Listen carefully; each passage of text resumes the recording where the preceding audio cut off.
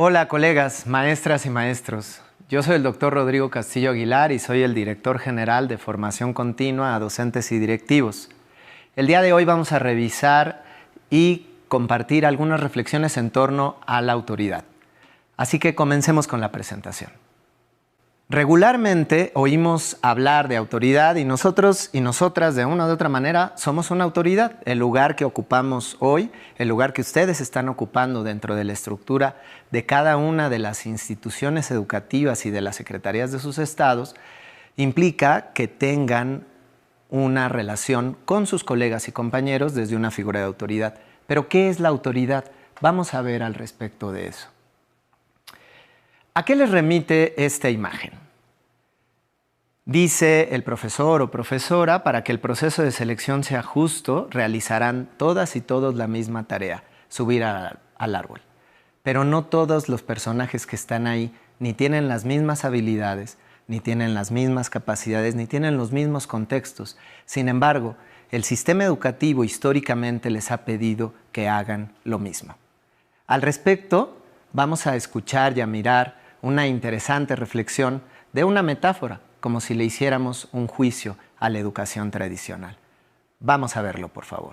Albert Einstein once said, "Everybody's a genius, but if you judge a fish by its ability to climb a tree, it will live its whole life believing that it is stupid."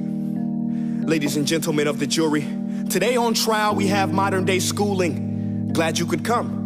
Not only does he make fish climb trees, but also makes them climb down and do a 10-mile run. Tell me, school, are you proud of the things you've done? Turning millions of people into robots, do you find that fun? Do you realize how many kids relate to that fish? Swimming upstream in class, never finding their gifts, thinking they are stupid, believing they are useless? Well, the time has come, no more excuses. I call school to the stand and accuse him of killing creativity, individuality, and being intellectually abusive. He's an ancient institution that has outlived his usage. So, Your Honor, this concludes my opening statement, and if I may present the evidence of my case, I will prove it. Proceed. Exhibit A. Here's a modern-day phone. Recognize it? Here's a phone from 150 years ago. Big difference, right? Stay with me. Here's a car from today, and here's a car from 150 years ago. Big difference, right? Well, get this. Here's a classroom of today, and here's a class we used 150 years ago. Now, ain't that a shame? In literally more than a century, nothing has changed.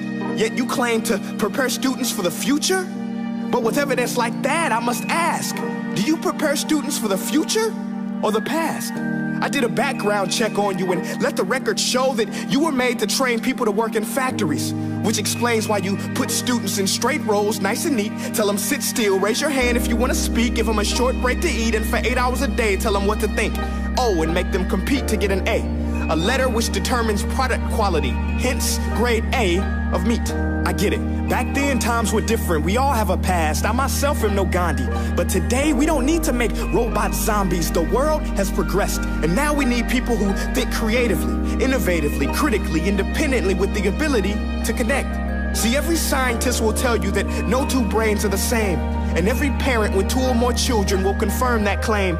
So please explain why you treat students like cookie cutter frames or snapback hats, giving them this one-size-fits-all crap. Watch your language. Sorry, Your Honor, but if a doctor prescribed the exact same medicine to all of his patients, the results will be tragic. So many people would get sick, yet when it comes to school, this is exactly what happens, this educational malpractice, where one teacher stands in front of 20 kids, each one having different strengths, different needs, different gifts, different dreams, and you teach the same thing the same way? That's horrific. Ladies and gentlemen, the defendant should not be acquitted. This may be one of the worst criminal offenses ever to be committed. And let's mention the way you treat your employees. Objection. Overruled. I want to hear this. It's a shame. I mean, teachers have the most important job on the planet, yet they're underpaid? No wonder so many students are short-changed. Let's be honest, teachers should earn just as much as doctors, because a doctor can do heart surgery and save the life of a kid, but a great teacher can reach the heart of that kid and allow him to truly live See, teachers are heroes that often get blamed, but they're not the problem. They work in a system without many options or rights. Curriculums are created by policymakers, most of which have never taught a day in their life. Just obsessed with standardized tests. They think bubbling in a multiple choice question will determine success. That's outlandish. In fact, these tests are too crude to be used and should be abandoned, but don't take my word for it. Take Frederick J. Kelly, the man who invented standardized testing, who said, and I quote, "These tests are too crude to be used and should be abandoned." Ladies and gentlemen of the jury, if we continue down this road, the results will be lethal. I don't have much faith in school, but I do have faith in people.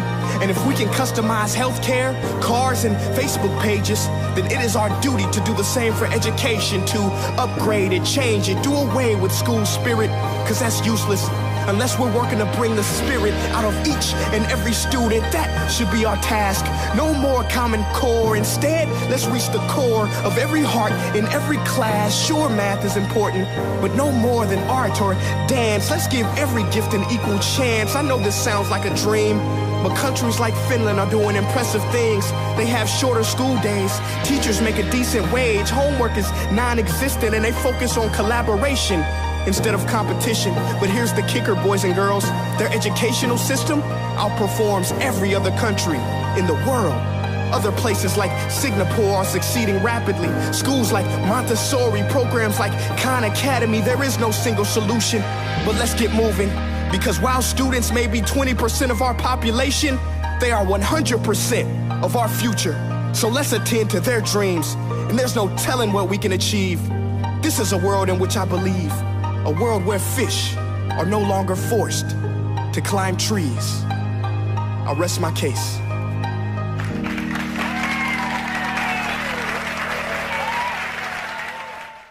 Después de ver este video, ¿qué sintieron? ¿Qué les hizo reflexionar? ¿En qué momento pudieron o no sentirse identificados con algunos de los planteamientos que estipula? ¿Qué ha cambiado realmente y de fondo en la educación? ¿Verdad que hay muchas cosas que siguen siendo igual?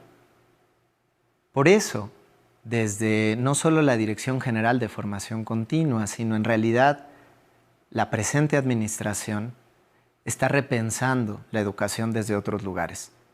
Y el plan de estudios implica también que junto con ustedes, con las profesoras, los profesores, estudiantes, madres y padres de familia, empecemos a imaginar la educación desde otros sitios.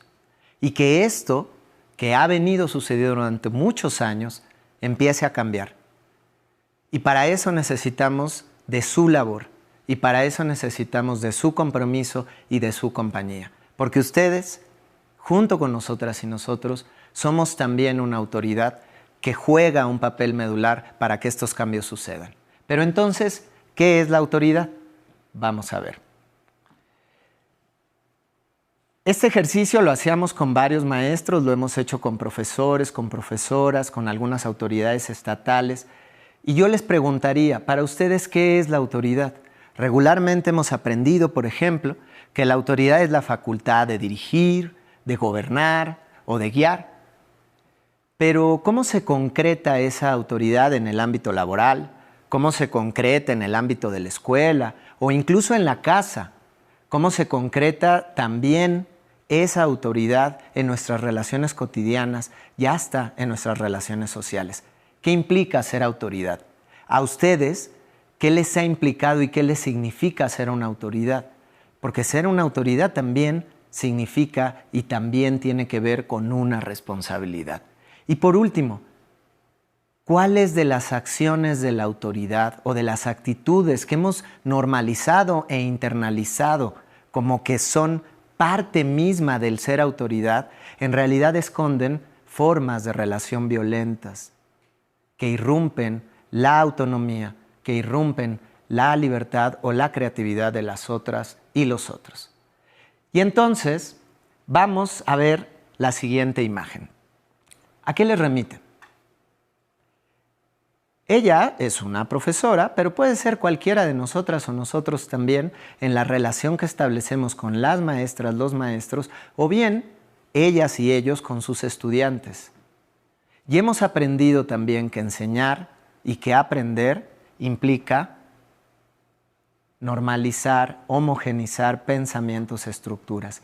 Y con ello, en realidad, lo que estamos enseñando no es conocimiento, no es pensamiento crítico, no es autonomía. Estamos enseñando a las otros y los otros a que lo importante es que hagan lo que nosotros les decimos.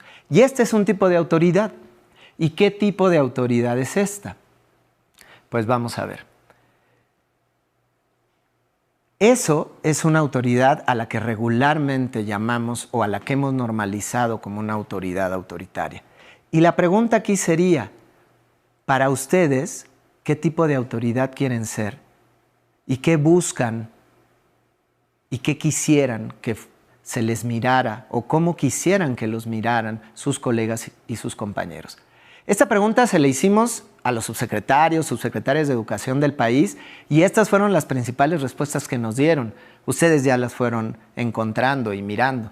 Buscar el máximo bien para la cantidad mayor de personas, ser un líder auténtico, una persona empática, que a solas corrige y en público felicita, una figura que pueda ser mediadora, asertiva, inclusiva, que tenga capacidad de escuchar, que cuide las relaciones interpersonales. Y entonces, si queremos ser ese tipo de autoridad, ¿cuáles son los caminos que podemos llegar o que podemos avanzar para lograr ese tipo de autoridad que queremos ser? Entonces, para eso les traigo una pequeña actividad. Les voy a pedir que en una hoja de papel, no necesitan, divídanla a la mitad, como lo ven aquí. Y del lado izquierdo pongan un triángulo.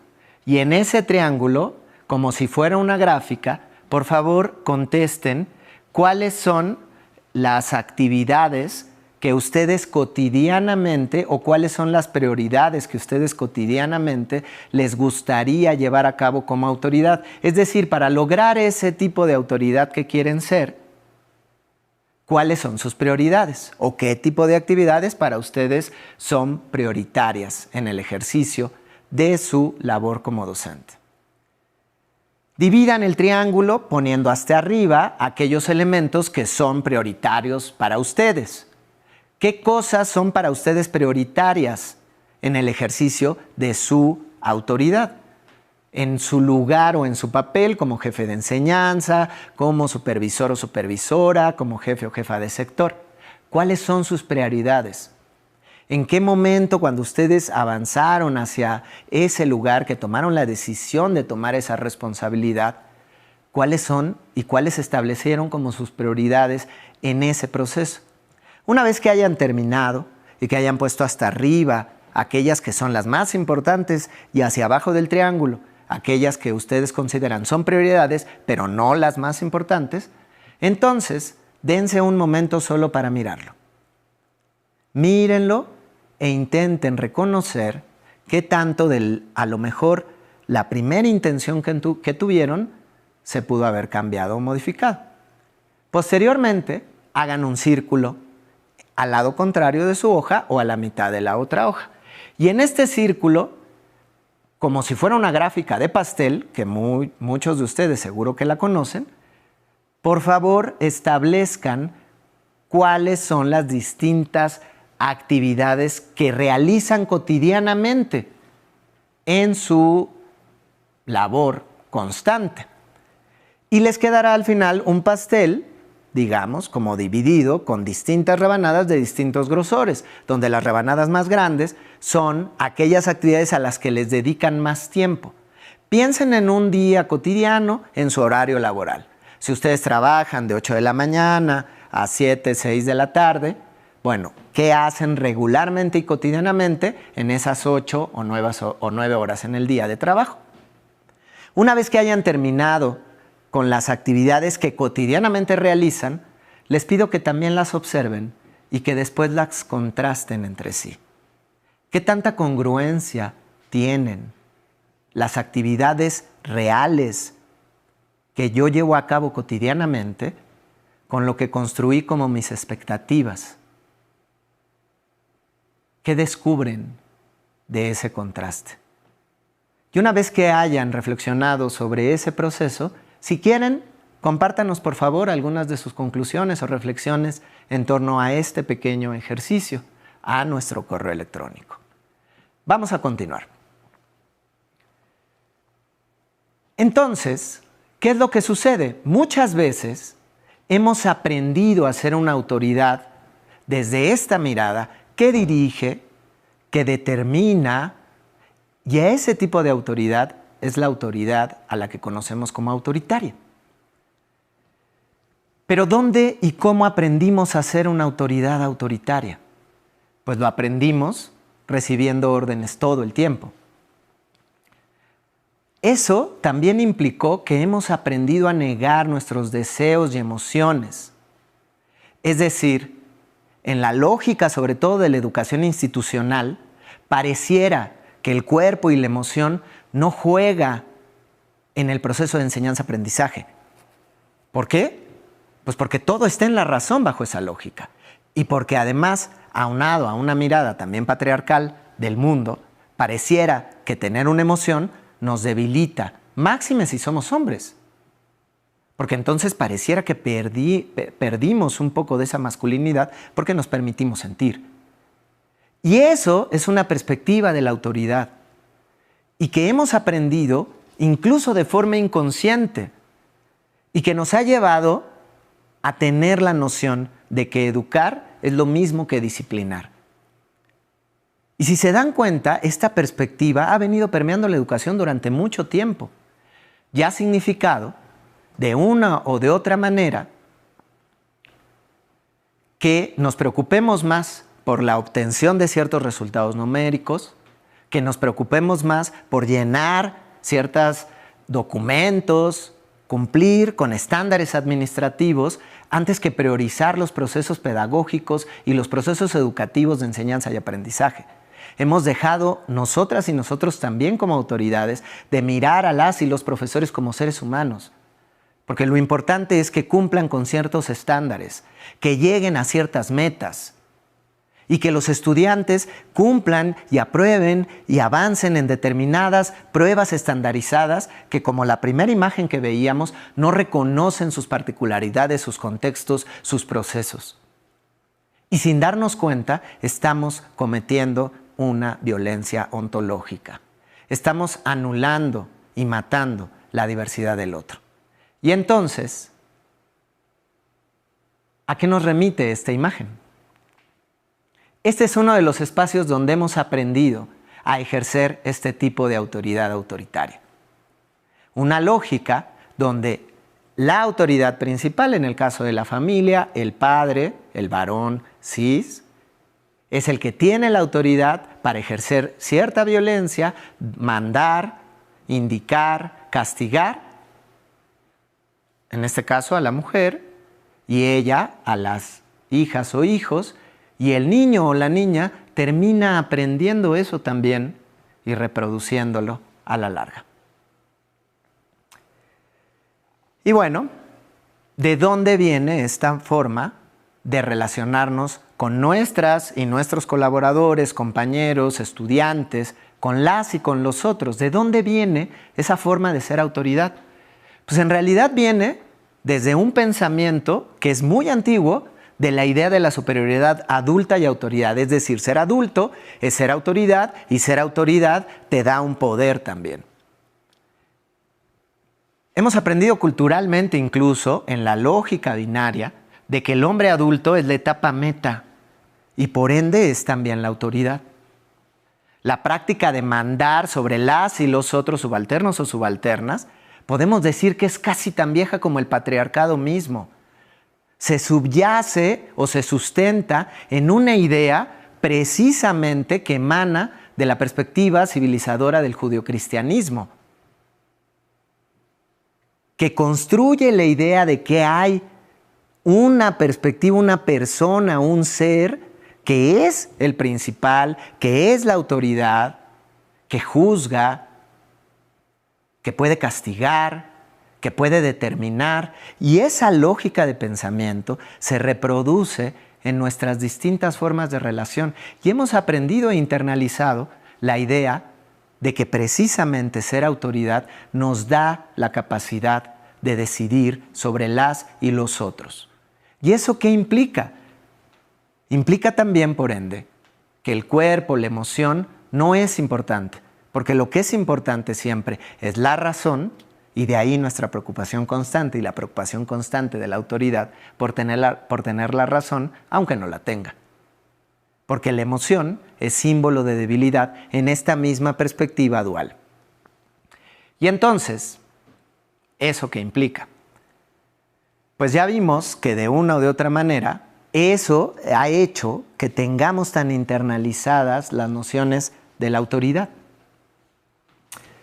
Esto, que es tan viejo, es lo que conocemos y lo que se ha llamado el adultocentrismo, que es una perspectiva también de relación con la realidad y con las y con los otros. ¿Pero qué es el adultocentrismo? Bueno, el adultocentrismo es una noción que subyace o que prioriza dos grandes ideas. Una, la idea de la prepotencia del adulto, autoridad sobre los otros. Consideramos que de una o de otra manera, porque tenemos más años en la secretaría, porque tenemos más años dando clases, porque somos los papás o las mamás, porque tenemos más años en este lugar. Pero de una o de otra manera, siempre vamos a estar encima de ellos y de ellas. Esa es una primera noción. Eso que nos pone en la perspectiva de que somos superiores y de que ellas o ellos son nuestras y nuestros subordinados. Y por ende tenemos un poder previo que muchas veces es económico, es físico, para obligarlos de una o de otra manera a que hagan lo que nosotros queremos hacer. No a lo mejor lo que es benéfico para la colectividad. Porque además esta idea del adultocentrismo se sustenta en una perspectiva total y absolutamente individualista. ¿Qué implica entonces el adultocentrismo? Pues implica que de una o de otra manera lo que estamos haciendo es subestimar las capacidades de las y de los otros. Nuestros colegas, nuestros compañeros o compañeras, las y los profesores, nuestros hijos, porque estas lógicas suceden en todos los espacios donde socializamos, viven en la relación con la autoridad que podemos poseer y nosotras y nosotros muy probablemente también nos ha tocado vivirlo en relación con nuestras autoridades o con nuestras figuras de autoridad. Hay una subestimación, como si las capacidades propias de cada uno de ellos o de ellas no tuvieran mayor significado ni implicación, porque lo importante es lo que determina la autoridad, ¿no? Entonces, en ese sentido, pues irrumpe las capacidades intelectuales, motrices, creativas de aquellas y aquellos individuos, personas, jóvenes, niños, adolescentes, con quienes establecemos una relación de autoridad. Pero vamos a seguir viendo al respecto de este tema. Seguro esta imagen ya la han visto, porque se empezó a volver un poco como famosa o común en las redes sociales. Y ha sido utilizada incluso por muchos profesores o profesoras, o ha sido revisitada para hablar del problema de cómo pasamos de un profesor o una profesora que era el que tenía la máxima autoridad, ponía las clases y entonces cuando los papás veían una nota reprobatoria, regañaban al niño, y ahora pareciera que se le ha quitado todo poder al profesor o la profesora y acudimos a escenarios donde ahora son las madres y los padres de familia, donde pareciera que están reclamándole constantemente al profesor o a la profesora. En un primer lugar, esta mirada es como, claro, tenemos que recuperar el poder y la autoridad de las y los profesores.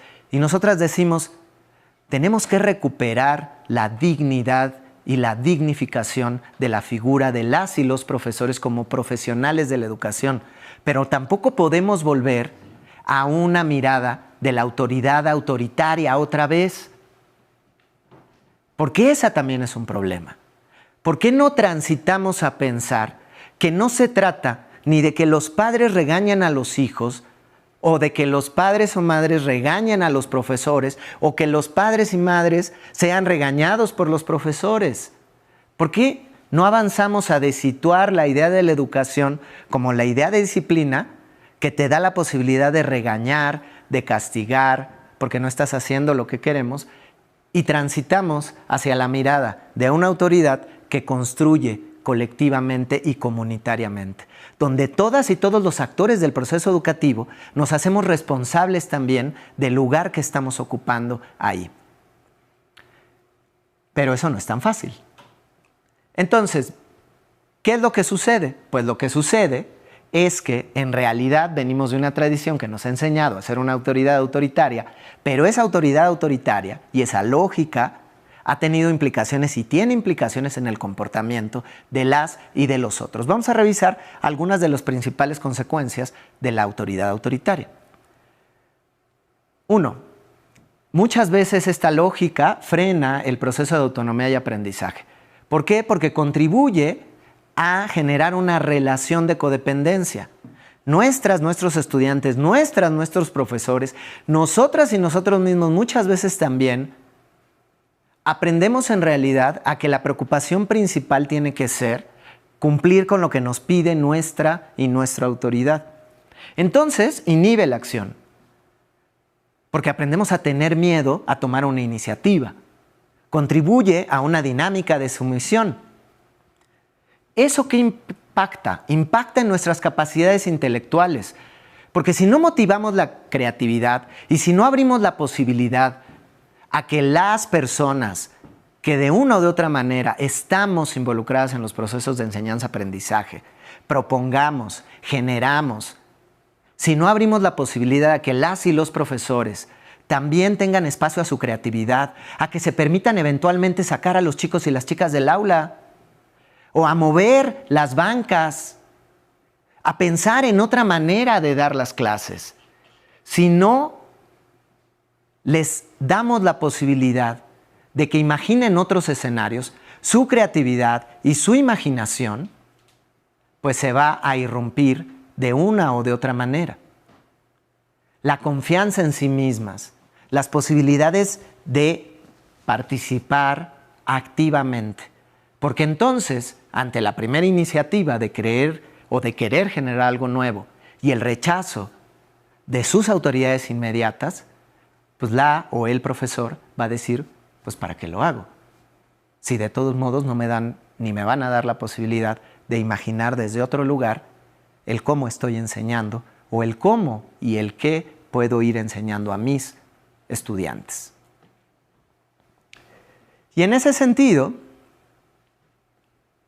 una cosa que para nosotras y nosotros es muy importante es, muchas veces cuando hemos planteado el tema de la autoridad autoritaria, hay una confusión o hay una sensación también de temor. ¿Por qué? Pues porque evidentemente, de repente pensar en dejar de tener el poder absoluto, de repente que el profesor o la profesora le digas que a lo mejor ya no es tan bueno, que utilice la calificación o los puntos para amenazar a los estudiantes si se portan bien o se portan mal, le puede generar una sensación de que está perdiendo no solo un poder, sino un lugar en esta aula o en este proceso. Y fácilmente, sin darnos cuenta, entonces recurrimos a ser una autoridad caótica. Es decir, pasamos como un péndulo de tener actitudes de autoridad autoritaria a tener actitudes de autoridad caótica. Y vamos a ver algunas de las principales características de estas dos autoridades. La autoridad autoritaria o dictatorial tiende a generar ciertas relaciones donde el trabajo entonces se da en un ambiente forzado.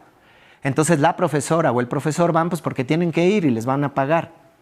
Y en ese sentido, pues irrumpe también las posibilidades de seguir caminando en un proceso colectivo o conjunto. La autoridad dictatorial también, entonces, ¿qué es lo que hace? Genera una inseguridad en lo que el otro o la otra sabe e implica o lo lleva a tener una relación siempre de aprobación. Y entonces vamos a tener profesoras o profesores que a veces tienen excelentes ideas, pero ni siquiera tienen la seguridad o están convencidas o convencidas de que lo que están proponiendo puede ser interesante o innovador. Y en todo momento aprenden, y nosotras y nosotros como autoridades también les estamos enseñando a que lo importante es que tengan la aprobación. Otra de las características de la autoridad autoritaria es que censura todo el tiempo.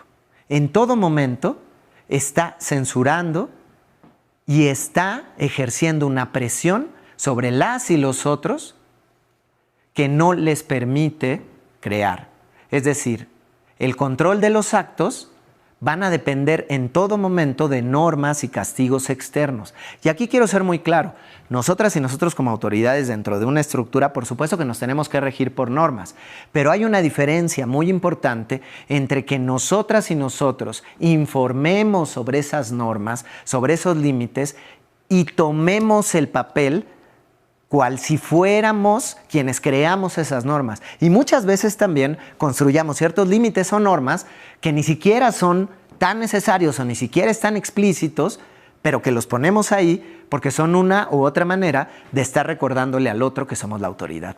Y eso es muy común que lo haga la autoridad autoritaria. Pero del otro lado tenemos a la autoridad caótica, que también, a veces sin darnos cuenta, entramos en contacto con esta lógica y esta figura. ¿Y cuáles son algunas de las características de la autoridad caótica? Pues es competitiva, tiene actitudes negativas, muchas veces tiene dificultad para comunicar sus ideas y organizar actividades cotidianas, descalifica lo que dicen las y los colegas. ¿Les resulta a veces esto familiar? Son incluso actitudes o comportamientos que también podemos mirar entre nuestros docentes, entre nuestros colegas, pero también tal vez nosotras y nosotros muchas veces las hemos hecho. Porque incluso en broma tendemos a veces a desacreditar o a quitarle valor a las acciones que hacen nuestros compañeros o compañeras. Porque a lo mejor nosotros alguna vez ya lo probamos y no nos funcionó. Y entonces, de una o de otra forma, emitimos un juicio sobre lo que está probando el otro o la otra profesora, en vez de permitirle también que se dé la oportunidad de experimentar, evidentemente siempre y cuando del respeto a los derechos humanos, de una estructura, de un pensamiento que propone, pero muchas veces aunque haya eso, no les permitimos. O les damos instrucciones de un día para otro. Y la verdad es que eso es algo que incluso muchas veces hace la misma secretaría con ustedes. Es decir, a veces les damos indicaciones casi que de un día para otro. Y es importante que esas lógicas muy características de la autoridad caótica también empecemos a deconstruirlas. Y también ustedes se permitan establecer un diálogo con sus propias autoridades en el que se busque mediar para que las cosas puedan ser diferentes. Y entonces, ¿qué es lo que pasa? Que de una u otra manera pareciera que estamos muchas veces oscilando entre dos tipos de autoridad. Por un lado, la autoridad autoritaria, que subsume al otro, que busca establecer un poder, que en todo momento se preocupa por recordarle a los otros y a las otras que él o ella es la autoridad, y la otra, que es una autoridad caótica, que suelta, que deja de pensar en su responsabilidad y que deja de buscar un proceso de crecimiento conjunto. Y entonces abandona. Y también podemos tener muchas veces eso. Profesores, profesoras, colegas, compañeros o nosotros mismos, momentos en los que también hayamos entrado en un hartazgo total y que simplemente crucemos las manos y dejemos que las cosas sucedan, pues hay a ver cómo suceden. De todos modos nadie hace nada, de todos modos las cosas no cambian, ¿no? Entonces, esa lógica de pensamiento es algo que también muchas veces nos acompaña y nos lleva a estar oscilando entre una u otra autoridad. Y entonces, al respecto de eso, quisiera compartir con ustedes un pequeño video que es muy importante y que es muy significativo. Les voy a pedir que pongan mucha atención. Lo que vamos a ver es un video que habla sobre un proceso que es un experimento que se hizo por primera vez posteriormente a la Segunda Guerra Mundial. Ese experimento se llamó el experimento de Milgram y recibe ese nombre por la persona, el investigador, el apellido del investigador que lo lleva a cabo. Él tuvo a sus padres en campos de concentración y después del proceso de la Segunda Guerra Mundial, él se cuestiona mucho sobre por qué o cómo fue que personas aparentemente normales, comunes y corrientes, pudieron llegar a hacer esas atrocidades con otras y con otros. Y más sorprendente aún fue cuando después, en los juicios de Nuremberg, entrevistan a algunos de los principales actores, algunos de los principales instrumentadores de las políticas nazis, y que su respuesta es, pues yo estaba siguiendo una orden. Y a partir de eso hizo un experimento muy interesante y que les pido nos acompañen a verlo. So a week after the seminar, I arranged to test the limits of their responsiveness to authority. So, a week ago, I arranged for them to take part in what they now think is a piece of unfilmed academic research at a university and nothing to do with the show, supposedly looking into the effects of punishment on learning. And they believe now that this is part of their growth process. In fact, it was a reenactment of a powerful experiment conducted by Stanley Milgram in 1963 to look at how normal people can commit atrocious acts simply because they're following orders. Milgram's parents were Jewish refugees in World War II, and his pioneering work speaks volumes about the nature of responsibility. It's being filmed with covert cameras. Thank you. Come in. They're introduced to an actor pretending to be another participant. You didn't come from the same room? No. You don't know each other? No. We don't actually know how punishment affects learning. After a brief introduction, our subjects are tricked into thinking they've chosen their role as teachers in the experiment. And if you could just tell me what your positions are? Learner. Learner and teacher. Learner. Teacher. Our subjects observe the learner being instructed by the scientist, who is just another actor. This electrode is connected to a generator in a second room. We will be going with the teacher. Okay. Just make sure that we have a good contact with the skin and so it doesn't cause any blistering or burning. Is that comfortable? That's okay, yeah. Yeah, we just place these straps around your arms just to avoid any excess movement. Those aren't too tight. No, that's okay. No. The teacher will read out some word pairs to you. Blue, girl. The learner is told he's going to be asked a series of memory questions by the teacher. He will have to remember word pairs and then correctly remember them when offered multiple choices. If the answer is incorrect, you will receive an electric shock. The teacher is then taken next door and shown the generator, which ranges from 15 volts all the way up to a lethal 450 volts. The domestic electricity supply in the UK is, of course, 240 volts. Your job is to read. Our teachers are given the list of questions and told to increase the voltage each time the learner gets a question wrong. They are then given an example of a low voltage shock. And try and estimate in volts the amount of shock you feel you're getting. Okay. Jesus. Oh, shit. Do you know how much that was? Enough. 75. It was actually 45. Which is done here. Oh my God. Teacher, begin. Shoe horn. Steam. The point of this test is to see whether the teachers, our subjects, will call a stop to the experiment or continue to the point where they are administering seemingly lethal electric shocks to the victim simply because the scientist is telling them to. That's correct. The next word is bicycle. The options: tyre, race, helmet, shorts. That's incorrect, so there'll be 120 volts.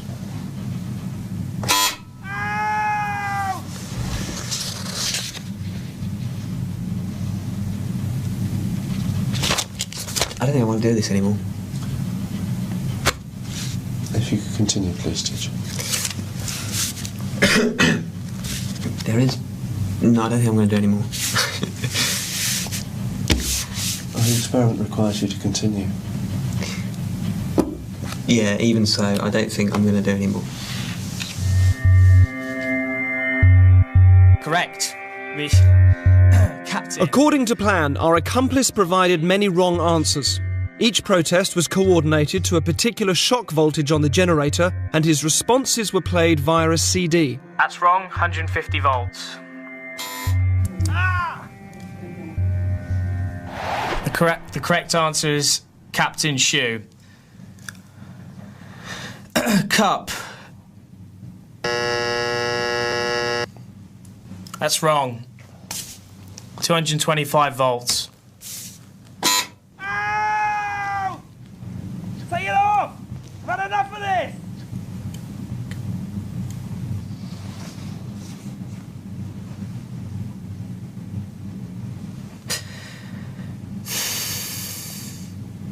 He's in a lot of pain.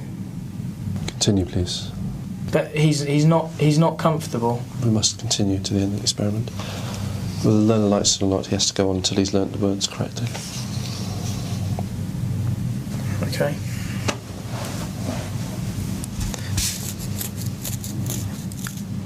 Forest. That's wrong. 240 volts.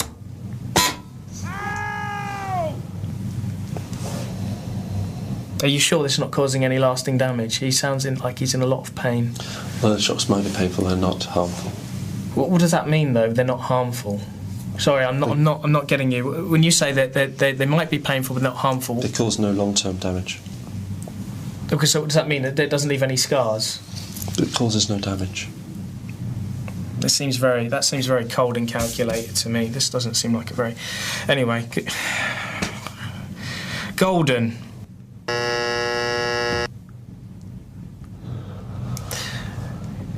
That's wrong, mate. 300 volts. Ow! That's enough! I refuse to answer anymore. Just let me out! Staple. The options are diet, jar, balcony, and bowl.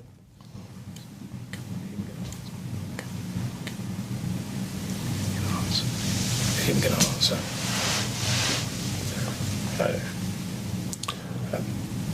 If the learner doesn't answer in a reasonable time, say 4 to 5 seconds, then you have to treat the answer as wrong and follow that procedure. Did you hear that, learner? Just any response, mate. Come on. Wild guess. Please continue. 345 volts. If you're still with me, I'm sorry. I can't do this, honestly. Can we stop this experiment? Because I can't do this. If you don't continue, we'll have to discontinue the experiment. Yeah, okay, fine. That's fine. I'm not going to do this. Incorrect. 405 volts.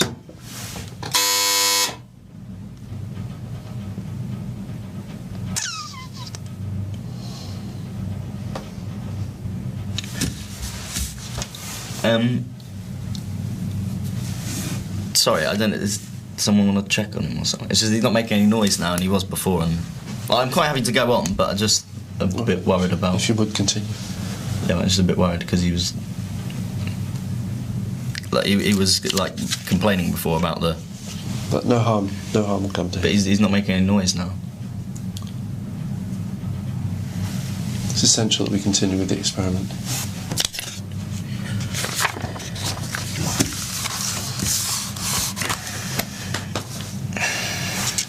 Balcony. Incorrect. 450 volts.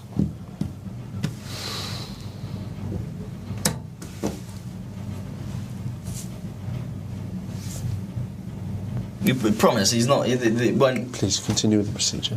You say it hurts, but it's because it's like it says they're dangerous in a shot. You'll be all right. Yeah. Please continue.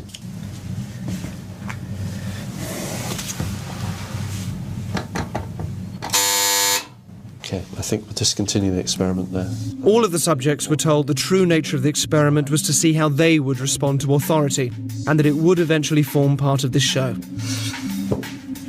He is okay. I can tell you, yeah, he's absolutely fine. You actually weren't administering electric shocks to him at all. He is. Wind, bird.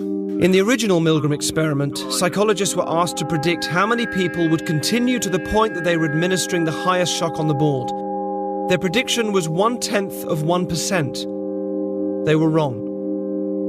The results of our experiment were almost identical to the original. Over 50% of participants continued up to 450 volts. The majority of people will administer lethal electric shocks just because a guy in a white coat is telling them to. 450 volts. 450 volts. 450 volts. 450. ¿Qué tal? ¿Qué les pareció? Es duro, ¿no?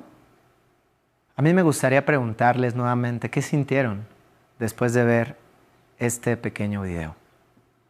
Y sobre todo, y más importante, ¿tiene algo que ver con ustedes y con las formas en las que hemos aprendido a ser autoridad? ¿Qué les estamos enseñando realmente a nuestras y a nuestros compañeros, a los niños, adolescentes y jóvenes en este sistema educativo? ¿Les estamos enseñando a obedecer? Aunque eso implique que muchas veces tengan que tomar decisiones que van en contra incluso de los propios principios éticos o morales que decimos generar o compartir. ¿No nos parece a veces absurdo que una niña o un niño o un adolescente, y a veces incluso ya siendo adultos en la licenciatura, en el posgrado, tengamos y estemos tan acostumbrados a tener que pedir permiso para una necesidad vital?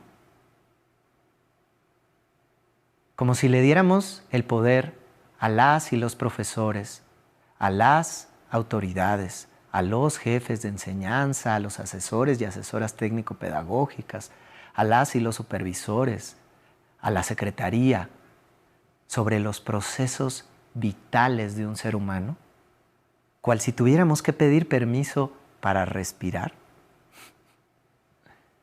Y yo sé que parece a veces extremo lo que estoy diciendo, pero lo que acabamos de ver es el último grado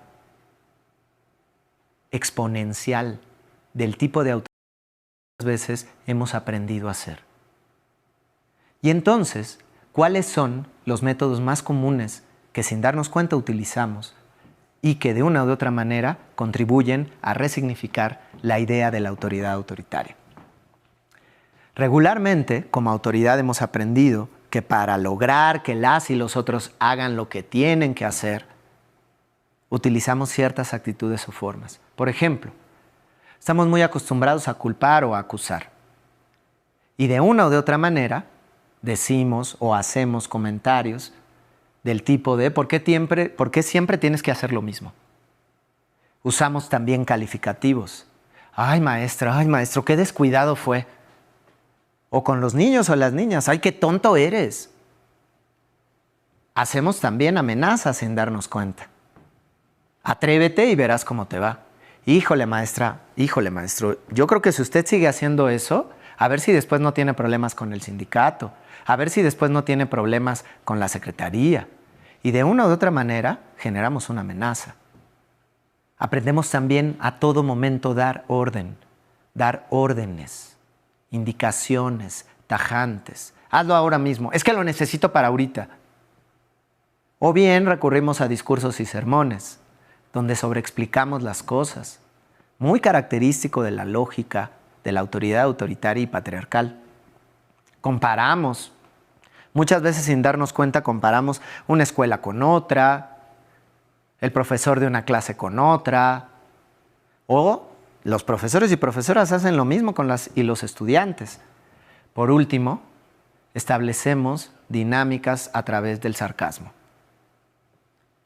Y entonces, aparentemente en broma y broma, desacreditamos y nos burlamos sobre las actitudes, acciones, pensamientos o ilusiones de las o de los otros.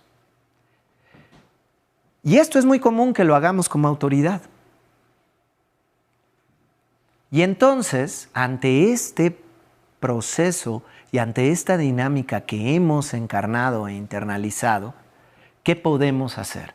Y la invitación aquí es a que lo hagamos de una manera diferente.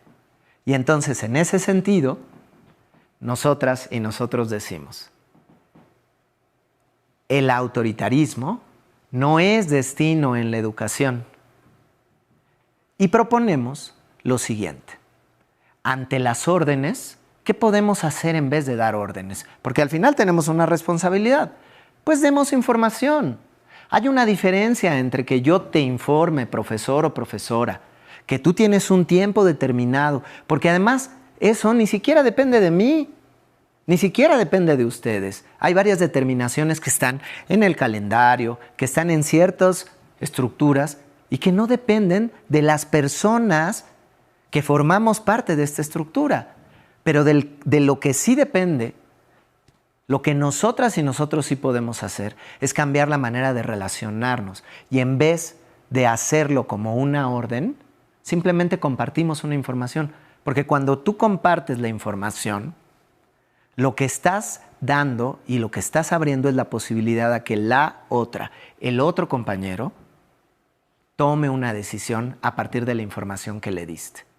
Otra de las cosas que proponemos y que nos parece que es importante es generar, en vez de una dinámica de irresponsabilidad, acompañar a la responsabilidad.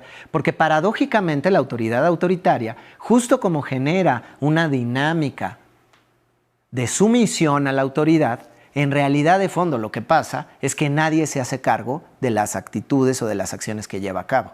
Y eso solo genera irresponsabilidad.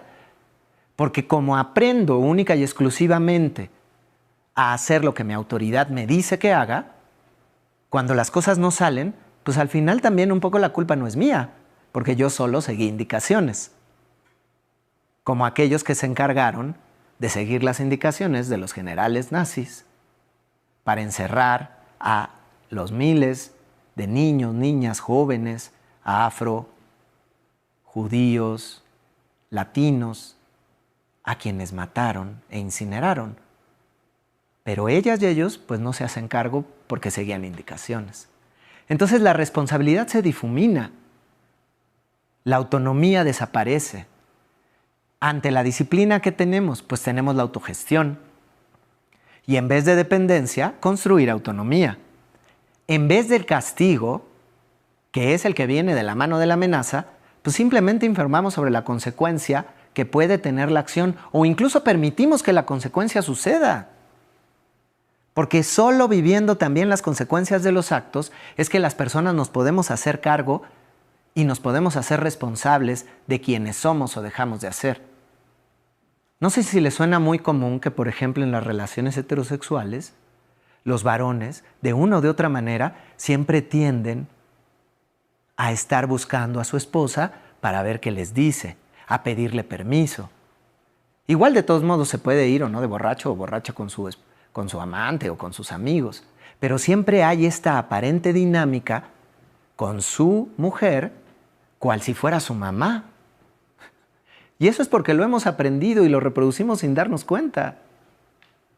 Porque en vez de hacerme cargo y responsable de mi paternidad, de mi alcoholismo, de mis tiempos, pues es más fácil jugar al gato y al ratón con mi pareja. Porque entonces yo nunca me hago cargo y no soy responsable. Y siempre tengo a alguien a quien echarle la culpa. Pues esa dinámica, de una u otra manera, también la hacemos en la escuela. Y también se la enseñamos a las y los niños, a las y los profesores, en la medida en la que seguimos reproduciendo esas normas y esas lógicas de ser autoridad. Pero bueno, si nosotros solo venimos aquí a decirles lo que hemos aprendido, que no está chido, y no les proponemos nada nuevo, pues estaríamos también reproduciendo la misma lógica de la autoridad autoritaria, ¿no? Por eso, para mí y para la Dirección General de Formación Continua, es muy importante proponerles y mostrarles estas siguientes herramientas y alternativas para generar procesos autónomos y distintas formas de relación con nuestras y nuestros compañeros en la educación. Entonces, ¿cómo podemos hacer para avanzar a la construcción de una autoridad democrática? Pues les traemos estas primeras herramientas que esperamos que les funcionen y les sirvan en su relación con sus compañeros y compañeras. La primera, ya lo decía yo hace un momento, en vez de que nosotros nos preocupemos por ser quien pone el límite, pues simplemente informemos sobre los límites. Para ello, pues lo primero que hay que hacer es demos información. Posteriormente, expliquemos la situación conflictiva entre el deseo y el límite. A lo mejor yo como profesor o profesora me encantaría, porque tengo la idea de poder hacer un festival que salga fuera de la escuela, pero híjole, quién sabe, tal vez si estoy en un contexto donde la escuela esté en medio de una comunidad desgraciadamente muy violenta, pues tal vez no es el mejor momento para hacer esa actividad. Ahora, no le voy a decir que no, esa es otra herramienta. ¿Cómo podemos hacer para sustituir el no? Pero bueno, continuamos todavía con la idea de los límites. ¿Qué pasa? Cuando nosotros informamos del límite, en vez de poner el límite, nosotros simplemente ponemos las cosas en su lugar. Informamos sobre ese límite o sobre las implicaciones en el contexto en el que se pretende desarrollar la actividad y entonces le permitimos a las otras, a los otros, que tomen su decisión y confiamos en ellas o en ellos. Porque si nosotros le explicamos a profundidad al profesor o a la profesora, del ejemplo que yo ponía, las condiciones de violencia que se viven en esa comunidad, es muy probable, y confiemos en ellas o en ellos, porque es casi un hecho que van a decir, no, tiene razón, maestra, tiene razón. Mejor ahorita pienso en una actividad que todavía no nos ponga en ese lugar de riesgo. Así nosotros abrimos la puerta para generar otras posibilidades y no negamos y deseamos incluso junto con él o con ella que eso que imaginó pueda suceder no ahora, pero sí en un futuro. De una o de otra manera nos volvemos sus cómplices y no porque desdibujemos nuestra autoridad o nuestra responsabilidad, sino simplemente porque nos permitimos ponernos un poco en sus pies, en los pies de la otra o del otro. Y de una o de otra forma estamos también reconociendo la complejidad, el valor, la experiencia y el conocimiento de ese otro o de esa otra, que al final del día, pues es quien conoce también a profundidad esa comunidad. Y esos conocimientos y saberes también tenemos que reconocérselos. Entonces, ¿en qué medida y de qué forma a veces podemos también tener cierta flexibilidad con relación a los procesos o las relaciones, incluso hasta burocráticas o administrativas, que establecemos con nuestras profesoras y profesores? Ahí les dejamos esta primera herramienta. Vamos ahora a ver la siguiente. Algunas alternativas para el no. Yo les decía, en el ejemplo que les ponía, ¿no? Esta misma profesora o profesor que se le ocurre hacer una actividad o que quiere tener puertas abiertas, ¿no? Yo me acuerdo de la primera vez en una de las escuelas donde di clases, que a mí me encantaba la idea de puertas abiertas, era una secundaria, y yo decía, pues quien quiera entre a mi clase y quien no, no. Y fue la sensación. Y los chavos, pues claro que estaban pues entre emocionados y como que no sabían si sí o si no, pero también algo que yo no dimensioné en ese momento es que, por supuesto, varios no entraban a mi clase, pero iban y se metían a otras, distraían a otros compañeros y evidentemente las y los compañeros se empezaron a molestar. Entonces, esa estrategia era obvio que en ese momento no se podía llevar a cabo, por el nivel, por muchas cosas. Pero entonces, ¿de qué manera yo le digo a la profesora o al profesor o le ofrezco alternativas sin necesidad de decirle que no? Entonces, para ello es esta segunda herramienta. En vez de decirle de antemano no, no se puede, uy, no, es muy difícil, de nueva cuenta le ofrezco información. Vamos a un ejemplo muy concreto. El trabajador, el compañero o la compañera dice, oye, ¿puedo irme a casa ahora mismo? Porque a lo mejor está cansado, está cansada, hay cosas que le cuestan trabajo. Y entonces, nosotros tenemos una responsabilidad, en vez de antemano decirle, no, es que no te das cuenta, mira, pues simplemente le ofrezco información. Mira, tenemos que entregar el trabajo en 1 hora máximo. Es obvio que si el trabajo lo tenemos que entregar en 1 hora máximo y el profesor o profesor está involucrado en ese trabajo, pues es lógico que no se puede ir, ¿no? Ok, supongamos que eso no funciona. Aceptemos también el sentimiento que está viviendo el otro o la otra. Por ejemplo, a lo mejor algunos de ustedes, cuando les dijeron hay que ir a un taller, dijeron, ay, no, es que yo no quiero participar en el taller sobre autoridad. ¿Puedo faltar? Ya luego que me pasen el material porque, ay, qué flojera, ¿no? Y lo entiendo. Pero entonces a lo mejor en vez de primero decir, no, es que no te das cuenta, es tu responsabilidad, tú eres una autoridad y además después, ¿cómo vas a ir y con qué derecho? Pues a lo mejor uno puede ponerle nombre a eso, ¿no?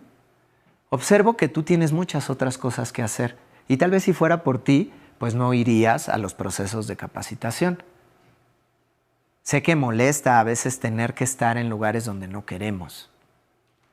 Le pongo un nombre a la emoción y a la sensación que está percibiendo o que estoy percibiendo que el otro o la otra manifiesta. Porque a veces ese es el punto. El problema es que en los procesos de comunicación hay muchas cosas que no se dicen con palabras, pero que se dicen con lenguaje verbal y que tienen que ver con las emociones, con los procesos, con las inquietudes. Entonces, si simplemente le doy un lugar y le pongo un nombre a esa emoción y lo acepto, tal vez también me permita que el otro o que la otra pueda transitar hacia mirar realmente qué es lo que le está impidiendo ir o querer colaborar con nosotras o con nosotros. El tercer paso sería describir el problema, ¿no? Vamos a otro ejemplo. ¿Podría darme permiso para ausentarme la próxima semana?, nos dice un compañero o una compañera. Y entonces uno puede describir simplemente el problema. Mira, me gustaría ayudarte. El problema es que veremos los temas que plantearon el resto de tus compañeros. Y lo que decidamos te va a involucrar aunque no quieras. Además de que sería inequitativo con las y los otros. Es decir, describo cuáles son las implicaciones y cuáles son los distintos elementos que están interviniendo en eso que es un problema. Cuando yo hago eso también y describo también el problema y lo contextualizo de la manera más objetiva, también estoy poniendo la información y estoy describiendo el problema para la otra persona y de una u otra manera le estoy diciendo sin decirle: yo confío en tu capacidad de ser empático, de tomar una decisión acorde a tu responsabilidad. Y por último, tenemos unos 2 elementos más que son alternativas para el no. Por ejemplo, siempre que sea posible, intentemos sustituir el no por un sí. Y eso parece como, ay, ¿cómo? O sea, si hay algo que no puedo darles o que no puedo acompañar, ¿por qué lo voy a sustituir por un sí? En realidad es un juego de palabras, pero parece sencillo, pero no lo es. Porque de primera instancia entra en contacto desde otro lugar con quien recibe la información. ¿Podemos irnos a comer ya?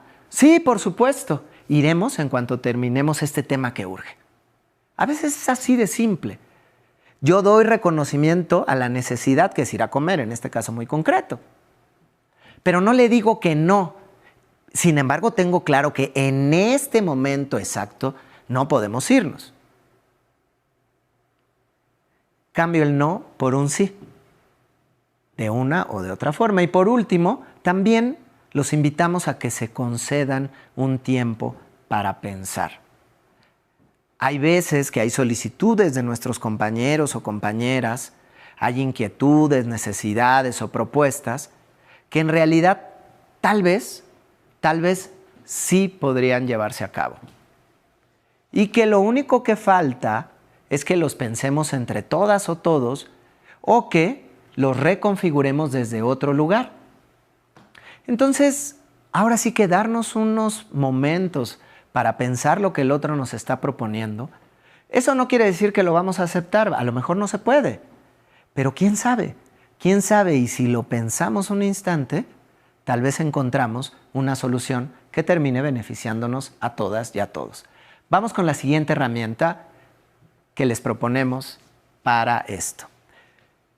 La autoridad que no es autoritaria ni es caótica es la autoridad democrática. Y la autoridad democrática lo que busca es construir autonomía. Es una autoridad que se desitúa de este lugar autoritario y que de una o de otra forma, a partir de confiar, a partir de motivar y a partir de acompañar la decisión de las y los otros, los lleva de la mano de una o de otra forma para construir autonomía. Y para eso les proponemos los siguientes puntos específicos de esta herramienta que nos puede servir bastante. ¿Cómo podemos fomentar? Bueno, Dejemos que nuestras compañeras y compañeros tomen sus propias decisiones. Eso no quiere decir que vamos a permitir que decidan lo que se les dé la gana. No, nadie está diciendo eso, sino simplemente a veces podemos dar 2 o 3 opciones y dentro de esas 2 o 3 opciones ellos pueden decidir. Es decir, no sé, supongamos que nosotras tenemos que recopilar la información de lo que sale de los talleres intensivos, que es una de las cosas que les pedimos a ustedes como nueva figura de autoridad ahora, que en vez de estar vigilando que sucede el taller, ustedes acompañen y recopilen esa información. Eso va a implicar que vamos a llegar a un acuerdo de algunas fechas en las que ustedes tendrían, o les pediríamos más bien, que nos envíen información de lo que han recopilado de las experiencias de sus compañeros y compañeras, profesores y profesoras. Y supongamos que establecemos una fecha determinada que concluye el miércoles dentro de 15 días. Entonces, a lo mejor ustedes pueden decirle al compañero o compañera o a los compañeros o compañeras, a ver, ustedes díganme en qué día de la próxima semana podrían entregarme sus reflexiones. Está dentro del margen anterior a lo que ustedes tienen que cumplir, pero abre una gama de posibilidad para que sean ellas y ellos quienes lo entreguen. Y a lo mejor habrá quien no, y bueno, pues ya tendrá una consecuencia. Y no siempre la consecuencia forzosamente es o no punitiva.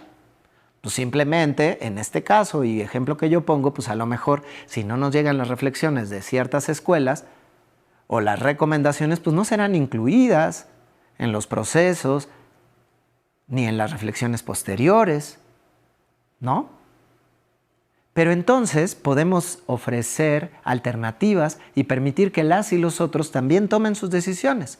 Otra de las herramientas para motivar a la autonomía es demostrar el respeto al esfuerzo de las y los otros. Porque a veces nuestras compañeras y compañeros llevan a cabo una serie de acciones verdaderamente muchas veces hasta heroicas, y a veces nos cuesta trabajo reconocerles eso.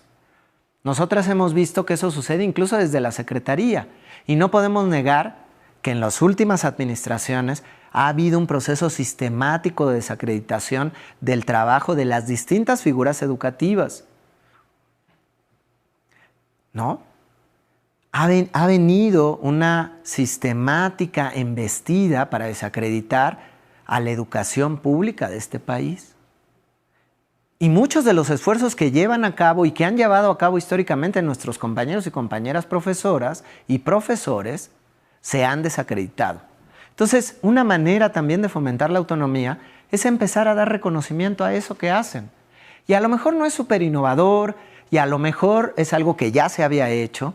Nadie descubrimos el hilo negro de nada, pero el esfuerzo que está llevando a cabo es muy importante.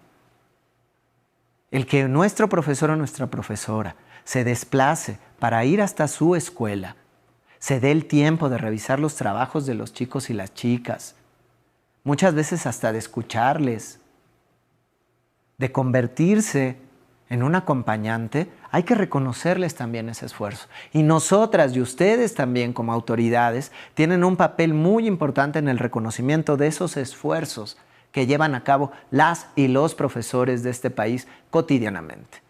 Y en el reconocer ese esfuerzo también están contribuyendo a construir autonomía y a caminar en la construcción también de una autoridad mucho más democrática. Otra de las herramientas que podemos llevar a cabo es, intentemos a veces no hacer tantas preguntas. Muchas veces algún profesor no puede cumplir con el tiempo determinado de una actividad, o se le desborda un grupo, o resulta que hay algún acontecimiento, o simplemente no va. Y cometemos el error de que en muchas ocasiones lo sobrecargamos de preguntas. ¿Por qué no viniste? ¿Pero qué pasó? ¿Pero dónde? Excesivamente, como si realmente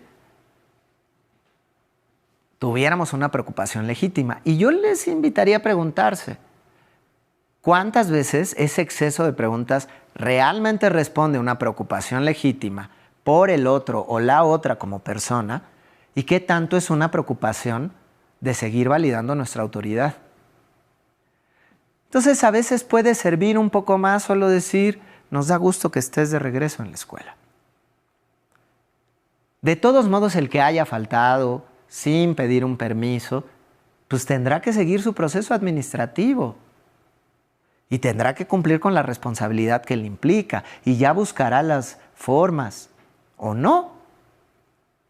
Pero si encima de eso nosotros lo bombardeamos de preguntas innecesarias, en vez de simplemente pues, reconocer que ya volvió o darle o saludarle simplemente, pues tal vez contribuimos un poco a ese espacio de autorreflexión sobre lo que estamos haciendo o dejando de hacer.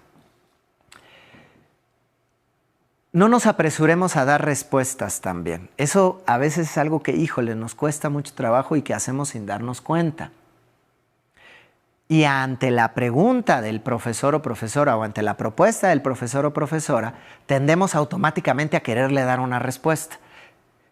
Y a veces sin siquiera tener todos los elementos. Entonces, ¿qué pasaría si eventualmente ante alguna pregunta que nos haga algún profesor o profesora, que en realidad puede estar buscando también la validación de nosotros como autoridad, le decimos, pues suena interesante, no sé, ¿tú qué piensas? ¿Tú qué harías?